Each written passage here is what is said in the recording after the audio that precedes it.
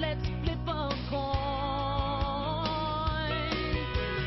Head Carolina, tails California, somewhere greener, somewhere warmer. Hello, it's Andy Graham of hoboontheroad.com. I'm in Kutaisi, Georgia. It's southeastern Europe. I've traveled nonstop for 16 plus years and went to 106 countries. Susan B. asked, I think I nonchalantly said the other day that I stayed in Switzerland for 1 month for 300 euros. She then keyed in where to stay for 300, I don't know what the SFR in Lugano, Switzerland.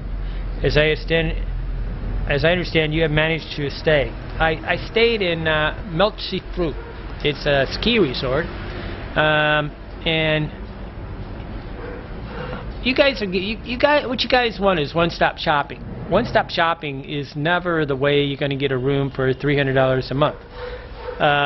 It's starting to be with Airbnb and other systems where you could actually do it. And I think couch surfing. I think on couch surfing you could probably say to somebody, hey, I'd like to rent your room for a month. Can I rent your room for a month and pay them 300 euros? That'd be a good way. You get on Facebook and you talk with people and you say, you can ask people, do you know anybody that's got a room? You can be friends with everybody in this Switzerland and then keep becoming friends and friends and friends and then just keep asking the question. Just, hey, where do I get a 300 euro a month room?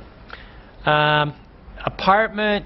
Okay, now when I lived in Melchifruit, I knew a girl that I met in Mexico, and she I was in Europe and she was reading my newsletter and said, hey, come on over, I can get you a room for 150 euros a month. I paid 150 euros. I had a real nice room in Melchifruit. It's a ski resort. It was during the summer and they didn't have skiing, right? And I stayed for a month and I seen some really nice cows, big bells on their thing. It was quite a while ago. But I just met a friend of mine, Jeroen, in Belgium. From Belgium, and he said, hey, come visit sometime when I was there. So I'm sure he would help me to look for a room. A lot of the times, like one of the things that we're doing on Hobo Travelers, the Hobo Traveler community, is we want you to do just exactly what I'm saying. So if you become a verified member, I'll talk to you for an hour for free. Any verified members, but what it does is it gives me a reason to help you, okay? And I'm trying to help all of you, but specifically you need to get involved. You need to be very transparent who you are. Basically, if you get on Airbnb, I had to get a validation today. I just made a reservation on that thing for another place. You're not going to get a cheap room being anonymous, okay? You're going to get a cheap room when you're totally transparent, that you tell people exactly who you are and you don't bullshit them. And 50% of the people just seem that they don't feel that it's the right of people to ask questions, personal questions. Basically, you're going to you need to say who you are, divorced, single, children, every single thing about you, and let the person weigh you and judge you, and because they got to feel safe enough. And if they feel safe enough, they will invite you into their house, and you can actually probably just about walk right down the street telling everybody you want, looking for a room, and they'll look at you. And I remember I was in Riga, Latvia, and this Portugal guy was saying he'd walk into a bar and say, I need a room.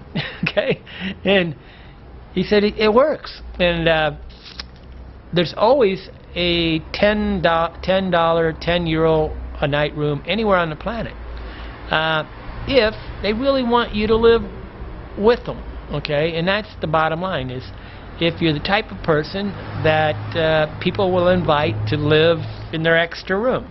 If you have trouble being that place, you know, a lot of people just are hermits, and okay, this is a tough situation, and I don't know how to make people into good people. I don't know how to make them into likable people.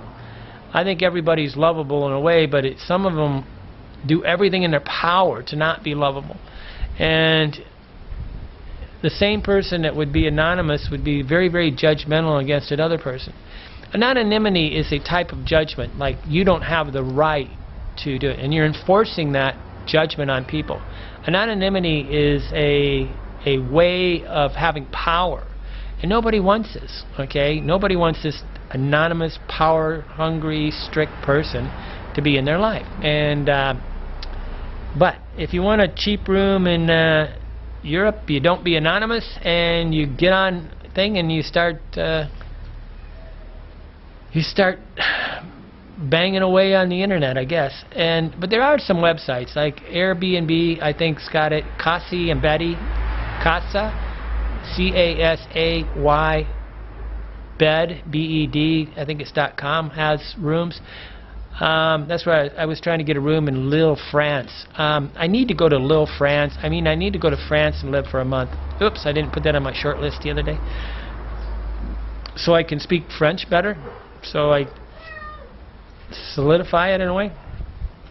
I probably won't make many of these long epic journeys through Europe anymore, just because they're torture, and I really don't like Europe, and I especially don't like Europe on a 2-day basis.